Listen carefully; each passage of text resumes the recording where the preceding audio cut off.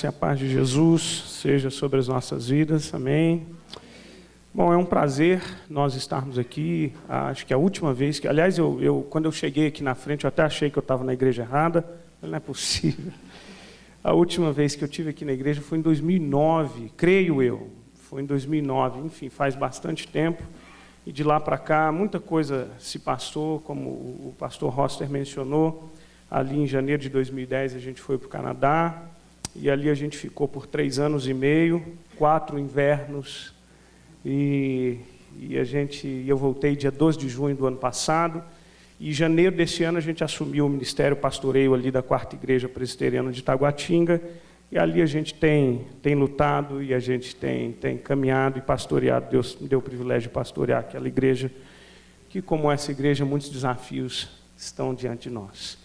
E hoje nós ouvimos um salmo, e eu gostaria de ler um outro salmo. Os salmos são textos que nós amamos, né? E eu não sei se você já parou para pensar por quê. Abre aí a sua Bíblia no Salmo 126, e esse é um dos salmos que eu acho que é o top 10, está entre os 10 daqueles que a gente gosta muito. E se eu fosse aqui perguntar para você quais os salmos que a gente ama demais, eu acho que você diria Salmo 23, talvez. Todo mundo tem quem que não tem uma avó que tem um quadro com o Salmo 23 ali na casa, né? Ou quem não tem, não sei, quem repartição pública que nunca viu uma Bíblia aberta no Salmo 91, aquele que, não é, que habita no esconderijo do Altíssimo, ou quem nunca se apaixonou e leu e refletiu no Salmo 1, não é? Bem-aventurado, aquele que anda no caminho do Senhor, aquele que não se assenta na roda dos escarnecedores, enfim. Os salmos são cânticos que nós os amamos muito, porque os salmos são os cânticos das nossas próprias vidas. Porque os salmos são orações sinceras que elevam os olhos diante de Deus e que oram os seus medos, os seus temores, que cantam a sua fé, que cantam a sua adversidade. E o salmo que eu gostaria de ler, e nesse salmo há uma oração belíssima, e eu gostaria que você aí na sua Bíblia acompanhasse comigo, que diz a palavra do Senhor no Salmo 126, diz assim: quando o Senhor restaurou a sorte de Sião, ficamos como quem sonha, e então a nossa boca se encheu de riso e a nossa língua de júbilo, e então entre as nações se dizia: grandes coisas o Senhor tem feito por eles. Com efeito, grandes coisas fez o Senhor por nós, por isso estamos alegres. Restaura, Senhor, a nossa sorte como as torrentes do Neguebe. Os que com lágrimas semeiam, com júbilo ceifarão. Quem sai andando e chorando, enquanto semeia, voltará com júbilo, trazendo os seus feixes. Amém. Essa é a palavra do Senhor. Irmãos, o Salmo 126 é um salmo, um cântico de romagem, ou um cântico de subida. E a Bíblia nós temos aí 15 salmos, 15 cânticos de romagem. E esses cânticos eram cantados e orados em um tempo, especialmente 2 a 3 vezes no ano, quando o povo de Israel fazia as suas viagens, as suas romagens, as suas caminhadas a Jerusalém, cidade alta.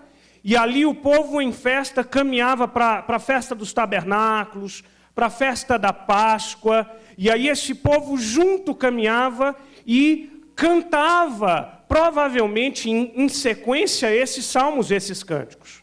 E há uma coisa interessante para nós pensarmos e que me chama a atenção, e por isso que eu e provavelmente você se interesse muito por esses salmos, porque eles cantavam na sua jornada de fé aquilo que fazia parte do seu dia a dia.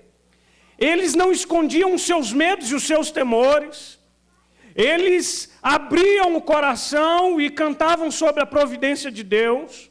Falavam sobre o socorro de Deus, como por exemplo no Salmo 121, eleva os olhos para os montes, de onde me virá o socorro? O meu socorro vem do Senhor, que fez os céus e a terra. Ou eles celebravam a alegria de pisarem na cidade de Jerusalém e tudo aquilo que representava aquela cidade, quando diziam: alegrei-me quando me disseram vamos à casa do Senhor. Eles celebravam a comunhão no Salmo 133, quando diziam: como é bom e agradável viverem unidos os irmãos, é como óleo precioso que desce a cabeça, escorre pela barba, a barba de Arão, e que desce pela gola das suas vestes. Irmãos, é um salmo que canta e fala do socorro de Deus, do livramento de Deus.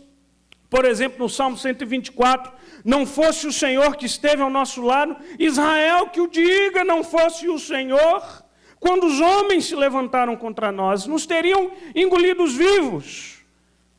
Enfim, eles cantam as suas esperanças, as suas dores, a sua própria história com Deus. E o Salmo 126 é um salmo pós-exílico. É um salmo que o povo cantava depois de 70 longos anos de uma vida de exílio, de uma vida de desterro, de uma vida de sofrimento. E aqui então, irmãos, esse povo eleva a sua voz ao Senhor, dizendo quando o Senhor restaurou a sorte de Sião.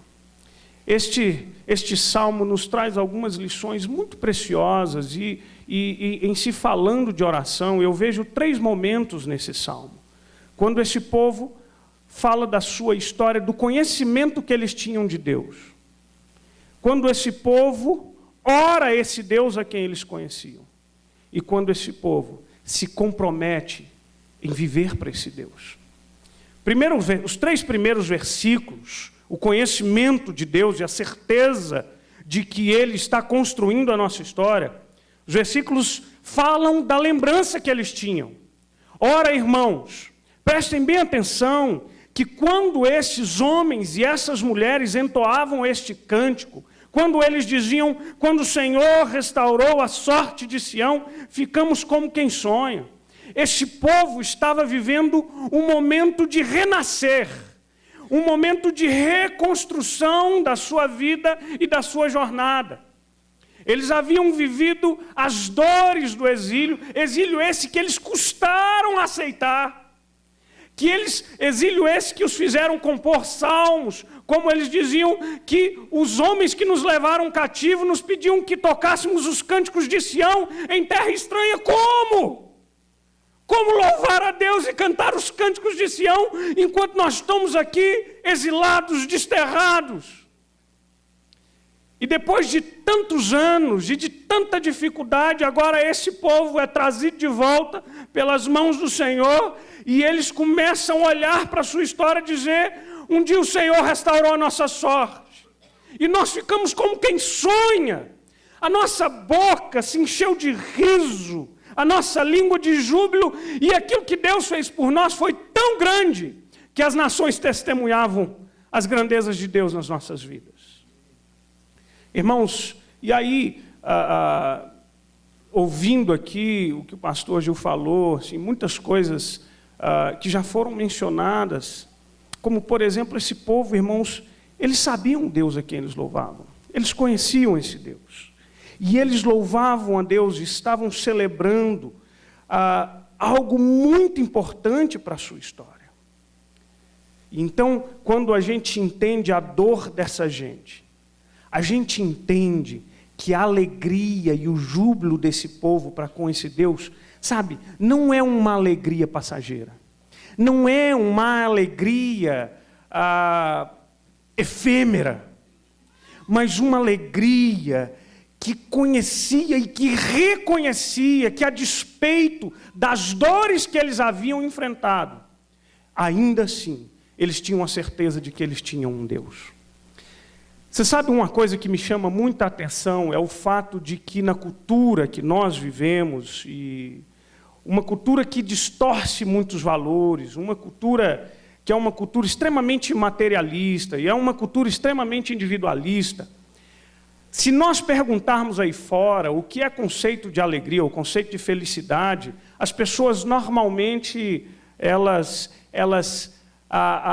formam para si um conceito extremamente individualista. Vou dar um exemplo para vocês. Eu vejo muitos casais e, quando vão se casar, dizem: olha, eu quero casar porque eu quero ser feliz. Mas esse mesmo casal que vai se casar para ser feliz e jura amor eterno no altar de Deus, chega para nós dizendo, eu vou separar, porque eu tenho o direito de ser feliz.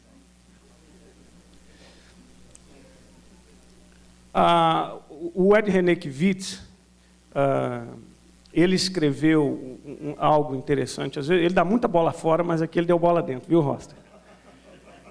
Ele escreveu o que ele chamou de 11º mandamento. Ele fala que na sociedade contemporânea, o primeiro mandamento dessa sociedade é serás feliz.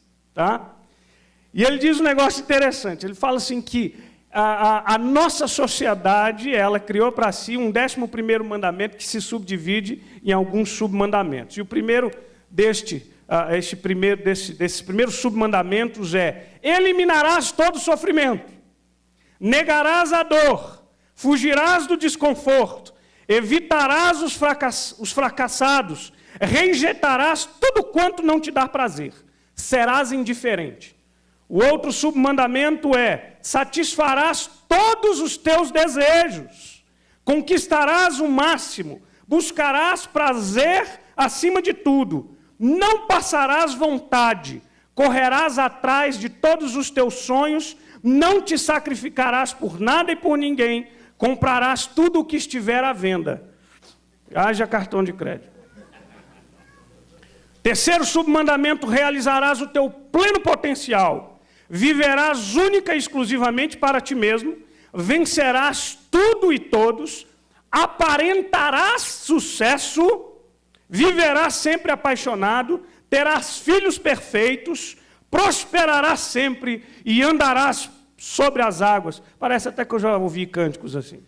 Então, gente, a minha questão é que quando se vive uma fé de uma perspectiva tão ensimesmada como essa, quando as dificuldades da vida se apresentam diante de nós, a gente acha que Deus não faz parte da nossa história.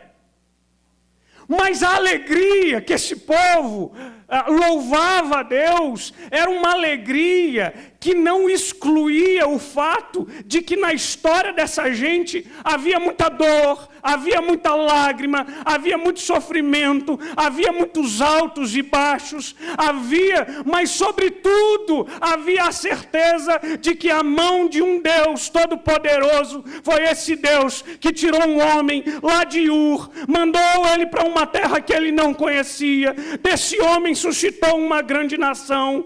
Essa grande nação ficou escrava por mais de 4 séculos, mas pela mão forte e pelo braço poderoso de Deus, atravessou o Mar Vermelho, feriu a rocha e bebeu água da rocha, adentrou a terra prometida, constituiu-se nação, foi levada para o exílio, desse exílio libertado, com dores, com sofrimento, com lágrima, mas Deus esteve com eles. Essa é a alegria que a gente tem na nossa vida com Deus. Essa é a alegria sem Photoshop. Essa alegria sem disfarces. Sabe, irmãos, essa é a alegria por reconhecer e saber que Deus é soberano. E é Ele quem escreve a minha e a sua história. Irmãos, Deus não é pego de surpresa. Deus não é pego de surpresa. Ele conhece a sua história. E o próprio salmista diz: ainda que eu ande pelo vale da sombra da morte, o Senhor está comigo lá. Se eu subo aos mais altos céus, o Senhor vai lá comigo também. Se eu desço os mais profundos abismos, o Senhor está comigo. Esse é o Deus, que é o Deus da nossa história, é o Deus que escreve a nossa história. E esse é o Deus a quem o povo de Israel estava dizendo: Deus, obrigado porque o Senhor restaurou a sorte de Sião. Mas esse povo faz uma oração. E nessa oração, eles fazem um clamor dizendo no versículo 4: restaura, Senhor, a nossa sorte, como as torrentes do Negueb. Irmãos, enquanto que os 2 primeiros versículos remetem-nos ao passado, a oração no versículo 4 diz respeito aos dias atuais do povo.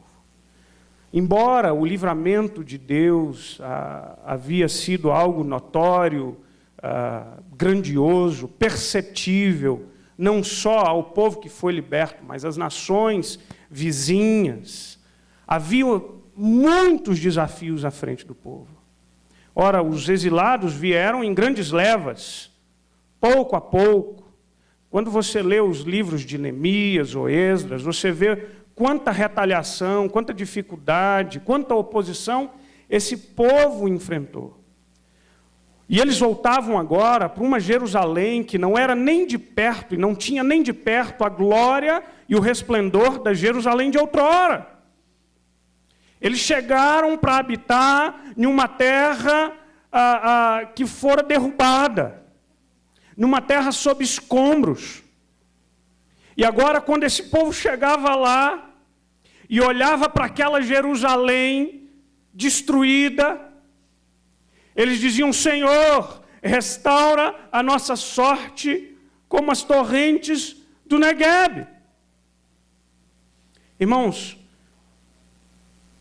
o Negueb, a região sul da Palestina, e uma região, e é muito interessante, porque na região ali da Palestina, região cujas montanhas, pela força do vento e a força da natureza, começava a criar sulcos e valas que desciam das montanhas e que se encontravam no vale, e que criavam canais. E essa região, na maior parte do ano, seca, mas no inverno, quando normalmente se tem chuva, uma chuva que rapidamente cai, logo canaliza aquelas águas e levam para uma mesma região. Quando esse povo fazia essa oração, eles tinham em sua mente a imagem do Negueb.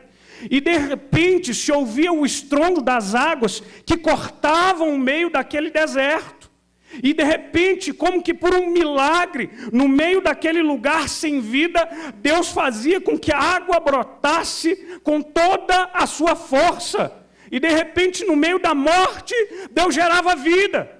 E eles diziam: Senhor, assim está a nossa vida. A morte, a pesar, a dor, restaura a nossa sorte como as torrentes do Negueb. Faz de novo brotar vida no meio dos escombros que a gente enxerga. Irmãos, esse povo fazia essa oração, mas eles sabiam o Deus para quem eles faziam essa oração. E algo que me chama muito a atenção, e eu preciso tomar um minutinho para compartilhar isso com você, porque na minha vida foi um divisor de águas. 8 de janeiro ou 9 de janeiro de 2010, a gente estava embarcando num aviãozinho para a gente ir para o Canadá, uma terra que eu não havia jamais pisado. E janeiro qual estação do ano é aqui no Brasil, gente? Verão. E aí, lá, hemisfério norte, inverno. Então, nós pegamos o avião. Quando o avião pousou na cidade de Winnipeg, em 10 de janeiro de 2010, 9 de janeiro de 2010. E eu nunca havia enfrentado o inverno na minha vida. Quem dirá, nunca havia, aliás, eu nunca passei o frio nem da Serra Gaúcha, quem dirá daquela região, enfim. E eu me lembro que assim que a gente chegou, o meu combinado com a minha esposa, as crianças, 3 anos recém-completos, elas são de dezembro, elas são de 17 de dezembro, chegaram lá dia 10 de janeiro, e eu me lembro que eu havia comprado algumas roupas extras, e eu disse para ela: agora eu vou levar as nossas malas. Havia uma van ali do Providence, da instituição de ensino, que estava nos aguardando, e eu disse para ela: me dá um cachecol, uma touca. E aí, então, a porta do aeroporto, aquelas portas automáticas, eu fui me aproximando, passei pela porta. Quando eu atravessei aquela porta, soprou em mim um vento de menos 29 graus. E aí eu voltei. E aí eu percebi que cachecol e touca da Riachuelo não resolve problema no Canadá. Não comprem nesse lugar, depende do frio. Eu voltei, sem ar. Eu falei para ela: mais touca, mais cachecol e mais oração em nome de Jesus.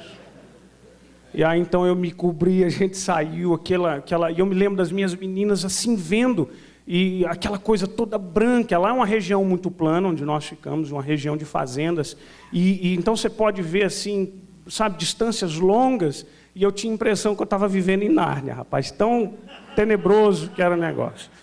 E eu lembro da gente chegar, as meninas falando assim, papai, eu quero brincar naquela areia branca. Eu falei, ela vai descobrir.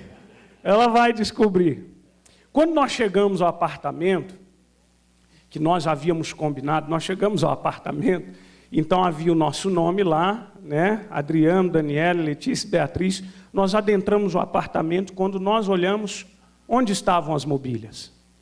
E eu, em um inglês muito ruim, quando você está no Brasil, todo mundo diz assim, né? Todo mundo põe nas redes sociais, fala inglês, francês, né?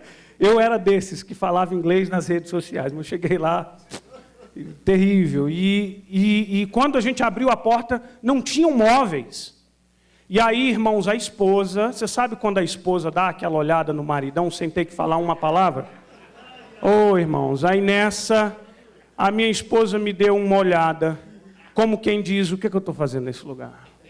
Ela não disse uma palavra. E eu, um pastor macho brasileiro como sou, disse, está tudo sob controle. Menti naquela hora, Deus me perdoe. Não tinha nada sob controle. E eu disse, calma, não, vamos ajeitar. Alguém tinha que ser forte ali. E eu conversei, aí eu fui conversar com o rapaz, o homem que era coordenador ali, disse, olha, eu havia tratado um apartamento mobiliado. Ele pegou lá os papéis dele e falou, olha, nós não combinamos isso não. E logo em seguida, chegou uma família da Costa Rica, soube que uma família do Brasil havia chegado, já facilitou, a gente começou a falar ali, Roster. E aí o cara trouxe alguns talheres, cobertores e miojo, suprimento para 2 dias para nós. E assim ali nós dormimos. Aí no outro dia o pessoal, no mesmo dia eles mobilizaram. E eis a nossa mobília, uma cama de casal, as cozinhas né, ele já tem ali a mobília de cozinha, os armários de cozinha, geladeira e fogão. E então logo eles trouxeram para nós uma cama de casal e 2 colchões para as meninas. Isso era uma sexta-feira. Quando foi no sábado, eu tive uma reunião para estudantes internacionais. Foi uma experiência dolorosíssima com o frio já de menos 30 graus. E quando foi no domingo, eu disse, meu Deus, eu cheguei num lugar que eu desconheço, falo pouquíssimo a língua, não conheço ninguém, no inverno que eu jamais havia imaginado. E nós fomos para a igreja domingo de manhã. E eu firme e forte. Quando nós chegamos na igreja, o pessoal estava cantando um cântico, que eu não me lembro do cântico, eu me lembro do refrão do cântico. E nesse cântico dizia que o Senhor cuida daqueles que estão em necessidade.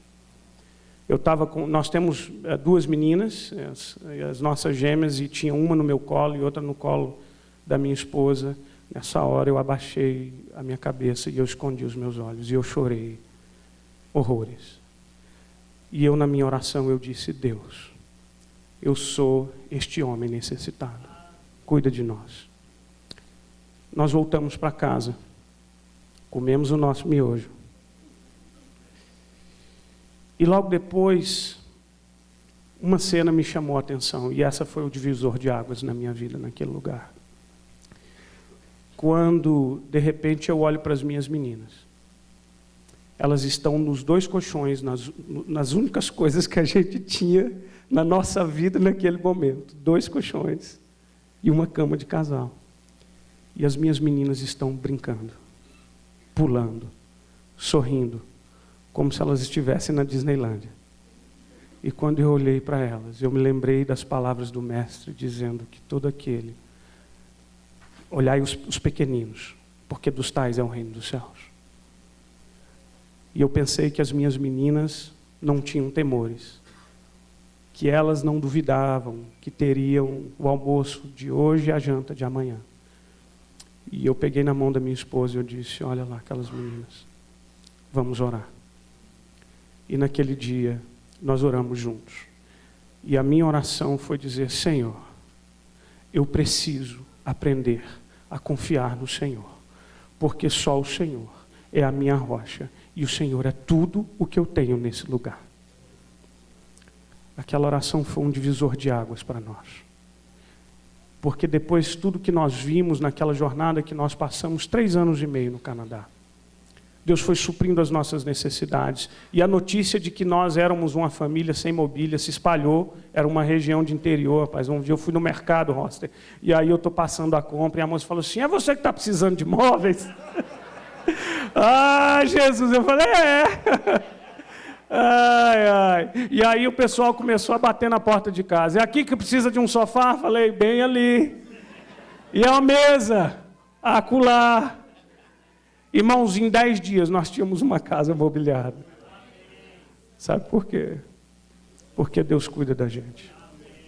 Restaura, Senhor, a nossa sorte como as torrentes do Negueb. Ali nós ficamos 3 anos e meio, e foi um momento tão especial para as nossas vidas, porque a despeito de todas as lutas que nós tínhamos, e todas as vezes que as nuvens negras se avizinhavam, todas as vezes que as dificuldades batiam na nossa porta, eu chamava minha esposa para lá e falava assim, olha, se lembra de tudo aquilo que Deus tem feito, lembra da nossa história, vamos caminhar. E aí vai se aproximando o tempo da nossa volta, do nosso retorno, os desafios de recomeçar uma vida no nosso país, vai voltar para onde, etc. e tal. Nesse ínterim, em maio de 2011, nós estávamos lá 1 ano e meio, a minha sogra sofreu um derrame, veio a falecer menos de 20 dias depois, nós saímos daqui, a minha esposa chegou a visitar a minha sogra no hospital, e o último abraço que ela tinha dado na mãe em vida foi no aeroporto, quando nós estávamos saindo do Brasil.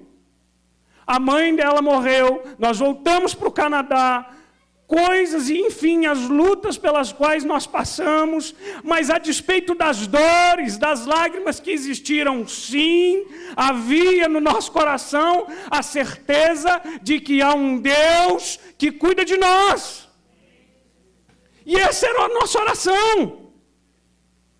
Finalzinho, pronto, quase, a gente estava se preparando para voltar, a gente voltaria em setembro do ano passado. A minha esposa estava no trabalho dela, ela me ligou com a voz trêmula, dizendo, meu bem, eu fui aprovada, eu fui nomeada num concurso da secretaria. Eu falei, pronto, o frio congelou o bom senso da mulher. Não, pô, nós estamos aqui há 3 anos e meio, como é que você foi nomeada num concurso da secretaria?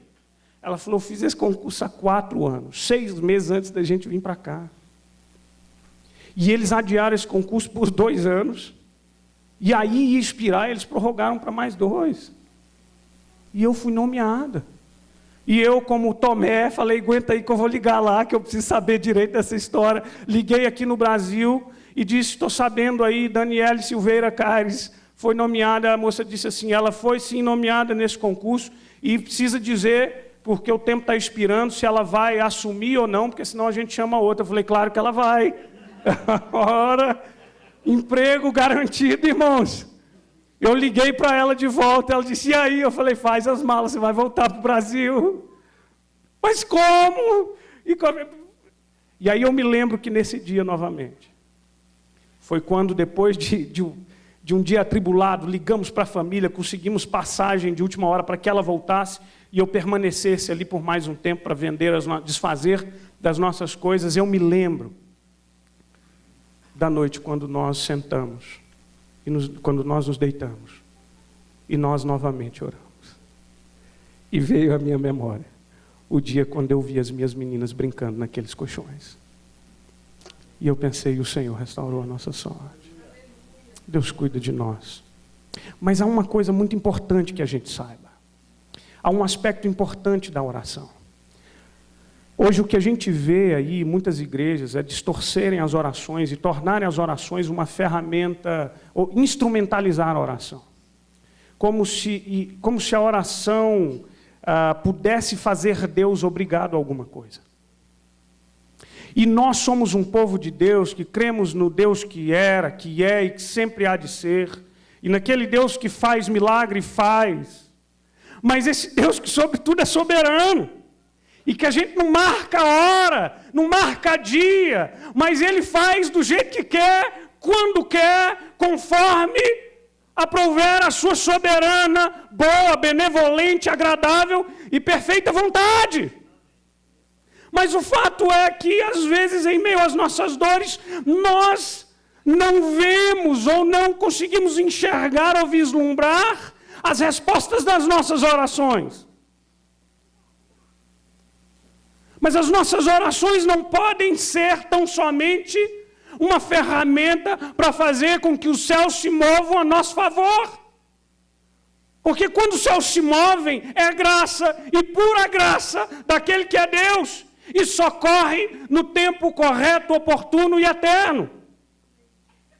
Mas tem hora que esse Deus se silencia. E aí a gente fica meio desesperado. E aí o convite à oração, um convite para nós nos derramarmos diante dele, com a certeza de que ainda que a gente não vislumbre a resposta da oração, a gente tem a certeza de que ele é Deus. Outro dia, eu falo que filho é fonte inesgotável de ilustração. E lá em casa as meninas, enfim, teve um dia que uma das minhas menininhas, elas acordaram de madrugada porque havia assistido um filme e disse: papai, eu tive sonho ruim. E eu pensei: acorda a mãe, acorda a mamãe, mas é o papai. E ela é bem delicadinha e ela vem andando assim, bem de levinho. Assistiu Scooby-Doo, viu, gente? Um perigo. Aí ela cutucou assim minha cabeça, assim, bem de levinho. E ela havia feito isso uma outra vez. E eu estou começando a desconfiar desses sonhos maus. Eu estou achando que é vontade de dormir com a gente. E aí ela acordou, eu sei que uma vez eu falei: não, filha, eu levei para a cama, a gente falou: papai do céu, dorme em paz, não precisa ter medo. E aí nesse dia ela veio e eu estava muito cansado, muito cansado. Ela cutucou a minha cabeça quando eu vi. Ela falou: papai, eu tive sonho ruim. Eu falei: ah, minha filha, deita aqui, deita aqui. Mas eu percebi que ela estava inquieta e que ela não dormia. Aí eu abracei ela bem forte, coloquei a cabecinha dela ao meu peito, e eu disse assim para ela, no ouvidinho dela, eu disse: o papai está aqui, filha. O papai está aqui. O papai está aqui. E aí a gente falou: papai do céu, e ela dormiu. E às vezes eu tenho a sensação de que diante do terror noturno, a gente tem um Deus que simplesmente está do lado da gente e que abraça e diz: o papai está aqui. Descansa. O papai está aqui. Ele é Deus que nos socorre. Eu lembro-me do hino que canta e que louva esse socorro de Deus, o cuidado de Deus. Que assim diz: finda-se este dia que meu Pai me deu, sombras vespertinas cobrem já o céu. Ó Jesus bendito, se comigo estás, eu não temo a noite, vou dormir em paz. Pode dormir. O apóstolo Paulo,